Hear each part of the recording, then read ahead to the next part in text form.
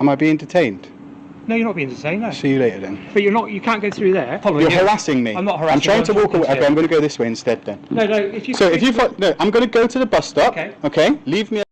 Here we take a close look at real encounters between everyday people and police officers, and we break every moment down with clarity and purpose. We focus on the law, the behavior, and the full situation so you understand your rights, their duties, and exactly where authority begins and ends. This episode comes through Audit Ed, so make sure you visit the link below, support his work, and give proper credit to the creator behind the footage. In this case, Ed is standing outside a university campus holding a camera, and that alone sets off a strong reaction from officers on scene. From the very start, they do not lead with clear reasoning, and instead come in with a firm tone that paints him as an issue before any explanation is given. What unfolds is not chaos or noise but a steady and controlled exchange where Ed stays calm and presses them to clearly state what they believe he has done. Every time they rely on vague suspicion, he directs them back to clear facts and forces detail into the conversation. Each time they hint at authority, he pushes them to stand by it and define it in real terms. As the interaction continues, their position grows weaker, and it becomes more difficult for them to justify why they stepped in at all.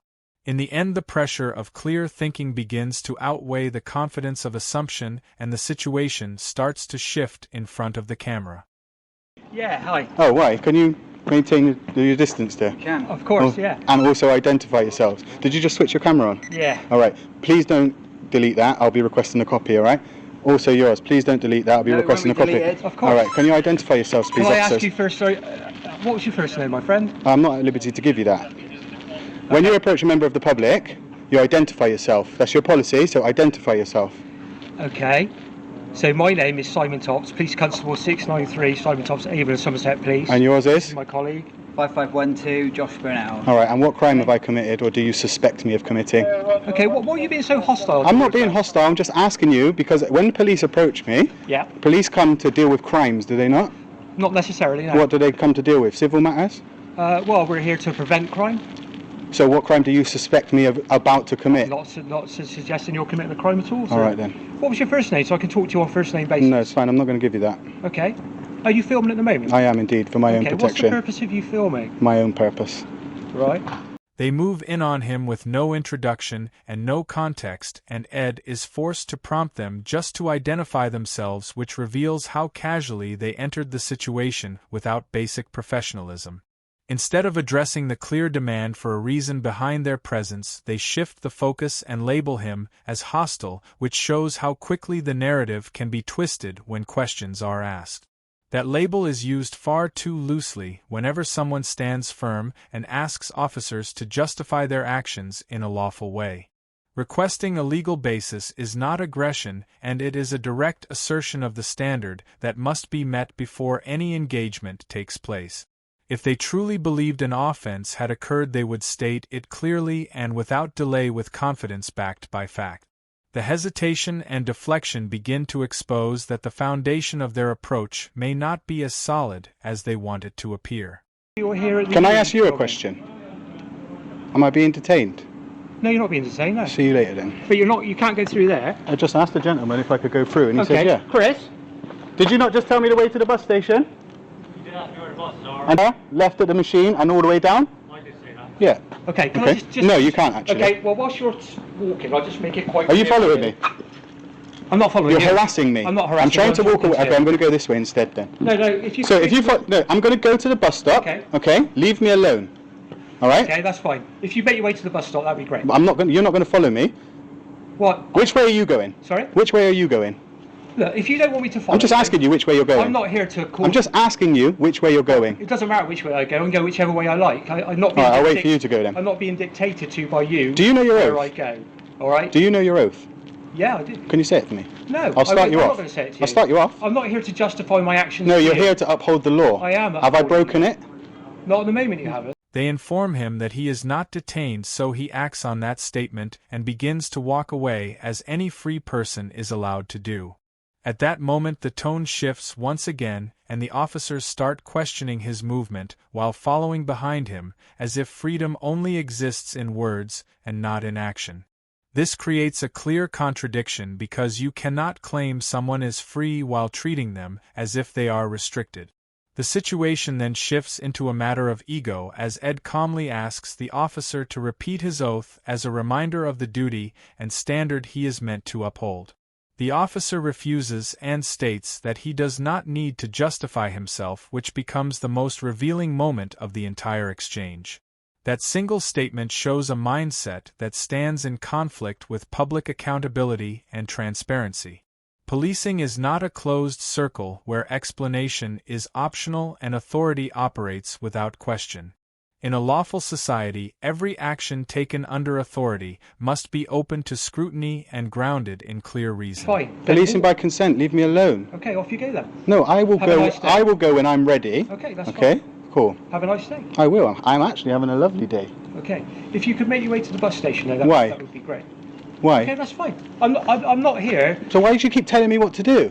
I'm not telling you what to You do. are. You just said make your way to the bus station. You Like, said what you were right? making your way- Can I just ask you, what right do you have to tell me what to do when I haven't broken the law? Okay. You haven't got a right to tell me what to do when I haven't broken the law. So stop trying to bully me. I'm not trying to. Yes, bully you are. You're trying to find tell out- me what to do. I'm trying to find out why you're walking around a university Because with I'm. a camera. I'll tell you why. Because I'm allowed to. Okay. Photography is But not a some crime. of this university is private premises. No, it's not. It Bro. is, Do you know? okay, that's why you're wrong. Are you familiar with Section 33 of the Criminal Justice Act 1972? No, I'm not. No, No, you're not not. But you particularly. should be. Okay. Because it's the law. Okay. Which says at the material time of operating, the public are allowed access, whether upon payment or not. To where? Anywhere that is open. This is a public space. These lines were painted by the council. The tone moves into a quieter form of pressure where directions are given as if authority alone makes them valid under the law. When that approach fails, the fallback claim appears, and they label the area as private premises as if confidence alone can turn it into fact. Ed does not react with emotion and instead shifts the exchange toward structure and legal grounding. He brings up Section 33 of the Criminal Justice Act 1972, which recognizes access rights in areas where the public is normally allowed to be. Criminal Justice Act 1972 Section 33. The officer admits he is not familiar with it, and that admission becomes a key turning point in the encounter. It shows that enforcement is being driven by assumption rather than clear legal understanding.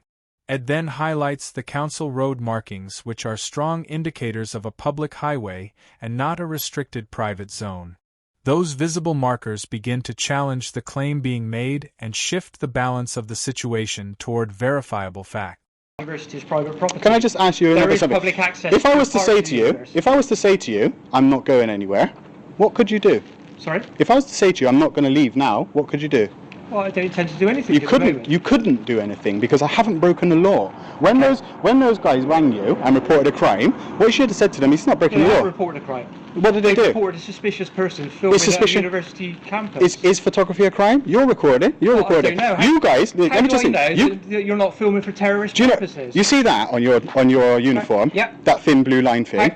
How That is do an utter disgrace. How do I know? You disgrace the country with that. How do I know that you're not filming for terrorist purposes? Sir, we go for on. example? Sir, we go on what we do know, what we don't, not what we don't. Well, not necessarily. No, That's again so- where you're wrong. Isn't Okay, It? so what reasonable suspicion do you have that I'm a terrorist, Well, sir? you're filming a university campus. So you're with a trying to get camera. me on Section 43. No, I'm not. So why did you mention it then? Well, because I'm just explaining that you seem to think that I can only act when a crime's been reported. No, but you're more than willing to come up to me and ask me. Yeah. If you can articulate reasonable suspicion that I may be a terrorist. Well, you're walking around a university campus with a camera. And This is a uni. And you won't explain why. A report from security labeling him as suspicious does not transform lawful filming into a criminal act, and it only shows that someone reacted to what they saw without understanding the law. When Ed raises the core issue about whether recording itself is illegal, the officers avoid a direct answer because there is no legal basis to support such a claim. Instead, they shift toward a fear-based angle and suggest the possibility of harmful intent, which moves the conversation away from facts and into pure speculation. That kind of reasoning stretches a simple situation into an extreme scenario without evidence to support it. Ed responds by grounding the discussion back in principle and reminds them that policing must be based on what is known through evidence and not on imagined outcomes. If the only behavior observed is a person holding a camera in a place open to the public, then there is no clear suspicion of a crime. What is actually being expressed is discomfort with being recorded rather than a legally defined offense. As the moment unfolds, the gap between assumption and lawful reasoning becomes even more visible, and the foundation of the claim continues to weaken. Be suspicion of what your activity is. So you think I'm a terrorist? You have reasonable suspicion that I am up to terrorist activities? I don't know why you're... I'm not engaged in any why are you hostile filming? reconnaissance because I can, as my rights allow me to. Is this not a free country? Yeah, but... So am I not allowed to own a camera? You are allowed to You're own a camera. filming. What's the difference between You're you and allowed I? to own a camera and you're allowed to film. What's the difference between you and I'm not preventing you from doing that. But why I'm are you not accusing me of turning being a the camera terrorist off. then? I'm not accusing you of being Well, why a are you saying terrorist. I'm suspicious? I'm just saying there are some concerns about your... What concerns? ...nature of why you're filming What in concerns? the university. What concerns? But then it gives me suspicion for why you're here with a camera. Suspicion is not a crime. No, but it gives me grounds to do certain things if I feel it necessary. Are you threatening me? I'm not threatening you. So what do you mean then? what the law is. Well, you don't know the law because that's not Well, right. I think I do. Well, tell me what reasonable suspicion you have. Well, why are you filming a university when you're I'm not telling you. with a camera? I'm not telling you. Okay, well then I'm suspicious. That's fine. You can be suspicious. I can, yeah. Yeah, you can. But then I can also act on that suspicion No, you if can't. I feel it appropriate. You can. Yeah, you can, and I'll sue you. Okay, well, but that's my decision. Yeah, I know. When you'll lose your job. Well, I'm not doing that, am I? No, because you're scared But to. you're not helping our cause. I don't. Ed is forced to restate the same point again because they continue to act as if it was never addressed in the first place. Filming in an area open to public access is not prohibited simply because someone feels uneasy about it. He then points out a clear contradiction that cannot be ignored since they are actively recording him while suggesting that his camera is somehow suspicious.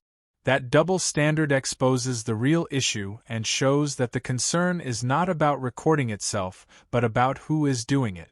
The focus then shifts to a claim that personal suspicion provides grounds to act, which raises a serious concern. Suspicion alone is not unlimited authority, and it cannot be used as a free pass for intervention. It must be grounded in reason tied to clear facts and connected to a specific offense. Without those elements, it becomes guesswork presented as justification, which weakens the entire position. You don't have to, No, I don't. Okay. Well, okay. I think we understand where we are. I know where I understand where I am. I know the understand law. where I You am. don't. You those gentlemen over there, the guys who called the police, whoever called the police, I suggest you go and speak to them about Section 5 of the Criminal Law Act 1967, making a false report, because that's wasting police time, which is actually a criminal offence. Okay. It's been nice talking to you. If you're heading towards the bus stop, then I'll go wherever I like. have a lovely day. I'll go wherever well, I you like. won't go wherever you like. I will indeed. Because parts of this. I'll go anywhere that university- is publicly accessible. I will go. Yeah. Yeah, and no one will stop me. Yeah. Not those guys up there. Not you guys But what either. you need to understand at the moment. I don't need to understand just so anything. that I we're know the clear, law. Is so do I. Yeah, no, you don't. So do I. Okay. You don't. You don't even This know is a- what Criminal this- Justice Act, Section 33 of the Criminal Justice Act This is- 1972 is. Do you know it? This is a You need to private. know the ins and outs. Of course you know. Of course, if you're gonna uphold the law, you have to know the ins and outs of the law. How can you tell me that you don't have to know the ins and outs Okay. of the law, but then you're here to uphold it? How does Okay. that make sense? Ed does more than defend his position, and he shifts the focus back onto the origin of the claim and exposes where the real issue may lie. He explains that if any line has been crossed, it could be by the person who made an exaggerated report that triggered the response in the first place. He references Section 5 of the Criminal Law Act 1967, which addresses the act of giving false information that leads to wasted police time, yet this angle is completely ignored by the officers on scene. Criminal Law Act 1967 Section 5. That silence is revealing because it shows a willingness to question him while avoiding scrutiny of the complaint itself. The exchange then moves to a claim that he cannot go wherever he wants, which only holds weight if a lawful boundary can be clearly defined. Ed reinforces that he is standing in a space open to the public and expects that claim to be addressed with fact. Instead of providing a clear answer, one officer responds by suggesting that understanding the details of the law is not necessary. That moment carries serious weight because it shows authority being used without a clear grasp of its limit. When those limits are not understood, the risk of overreach becomes real and the balance between power and accountability begins to break down. It's that constabulary, innit? Okay. Absolute joke. It's been a pleasure talking to you. I haven't enjoyed myself, actually. You've ruined my day. So go away now, please. Parts of the university are private premises. There are public access routes. I won't go anywhere that is private. I haven't been anywhere that's private, and I will not go anywhere that's private. As you could probably understand from the way I speak, I know exactly what I'm doing, sir. I know the laws that surround what I'm doing. I don't appreciate you accusing me of being a terrorist. Well, what's your number again? I've not accused you of being a terrorist. I've explained. 693. You threatened No, I me. You haven't. said, "Oh, now I've got reason." I've not threatened you listen, at all. The camera doesn't lie. I've not threatened you. The camera doesn't You lie. can play your camera back. I will. I'll be playing it to your superior. I'm just explaining that if you're filming an empty university that's actually closed at the moment, to the university's actually closed. All right, to the students. It's I'm not a closed, student. It's closed to staff. I'm not staff. So why are you here? I'm a member of the public, and I'm in a publicly accessible area. Right. That's why I'm here. Well, that's fine. If you want to film I know it's fine. in open public spaces. Yeah, and I'm allowed. That's fine, but you won't be filming inside buildings. I don't want to film inside a building. And if you trespass in private property, It's a civil matter. Are you telling me that you're going to do something for a civil matter? I will do. Okay. The officer then pivots to a claim about what he might do if Ed were to enter buildings and record, which shifts the focus to a situation that has not taken place. This move relies on a hypothetical future to justify pressure in the present and avoids dealing with the actual facts on the ground. Basic trespass is a civil issue between a landowner and the individual on the land, and it does not automatically trigger police enforcement unless clear aggravating factors exist. Trespass law UK: you cannot threaten action based on a scenario that has not occurred and use it to control lawful behavior in real time. Ed is not inside any building, and he is not bypassing any form of security or ignoring a lawful direction tied to a defined power. The reality remains that his actions stay within a public space where access is permitted. As the gap between facts and speculation grows wider, the justification for intervention becomes weaker and harder to defend. But I haven't been on private property. And you refuse. I haven't been on private property. Then I'll have Sir, to consider my powers under the breach of the peace. Oh, so now you're threatening me for a crime that listen, what part of my behaviour is threatening or abusive? Well, nothing at the moment. Okay, so don't threaten me with something that hasn't happened or that isn't going to happen. I also you know are. the law. No, listen, you're just threatening me with breach of the peace when a breach of the peace isn't going to happen because I'm not acting in. One of my fundamental roles is to prevent a breach of the peace. Yeah, but there's going to be no breach of the peace because I'm not acting in a threatening or abusive behaviour. All I'm saying is don't go into private premises, don't film in the buildings. How many times do you want to say that? Okay, otherwise... How many times do you want to say that, considering the fact that I said... Then I'll have to support them to prevent a breach of the peace, is all I'm saying. That's fine. And that's me knowing my law. That's fine, you could do that, but I promise you that if the course of action that you've just stated happens, I'll sue you. Well, that's fine. You're entitled to sue me. And I'm going to make a complaint. 3 complaints in this 8 minutes 46 seconds and 3 complaints about you. You're smart for keeping your mouth shut. Yeah. Out of nowhere, the officer brings up breach of the peace, as if the phrase alone can add authority to the moment. Breach of the peace UK: that power is not meant to patch weak reasoning, and it is reserved for situations where violence is imminent or a real risk to safety is present. Ed cuts through the claim and asks the one question that defines the issue by demanding to know what action of his is threatening or abusive. The officer answers that there is none at the moment, and that admission settles the point. You cannot rely on a warning about breach of the peace while also accepting that no harmful behavior is taking place. Without threatening conduct, without aggression, without a gathering crowd, and without rising tension, the use of that power loses its foundation. In that light, the attempt to invoke it does not reflect preventative policing and instead reveals a gap between authority and the facts on the ground. I'm not being rude. Okay. Plus, is rudeness a crime? Is this a free country? If I would like to be rude, I'm well within my rights to be rude. Okay? So go away, please, and leave me alone. You're harassing me. Okay, that's fine. Thank you very much. Go away now. Told me I can't record in there, so now I'm going to have to walk round. You inform these guys that photography is not a crime as well, yeah? You educate these guys on the law. No, you're here. You're a public servant. You're here to uphold the law. Yep. These guys have broken the law by filing a false report. They have. Okay? Yes, they have. Okay. Yes, they have. They reported a crime when there wasn't a crime being committed. They made a false report. is a breach of Section 5 of the Criminal Law Act 1967, and you are failing in your job right now, Okay. officer, Well, constable. Thanks very much. It's been very nice talking to you. If you can maintain yourself on the public places, I'll go wherever okay, I like. Thank you. You know what my position is. I'll in go relation wherever. to Yeah, you made threats. You made a threat of I've not made a arrest. threat. You did. You made an illegal threat of arrest. Bullies.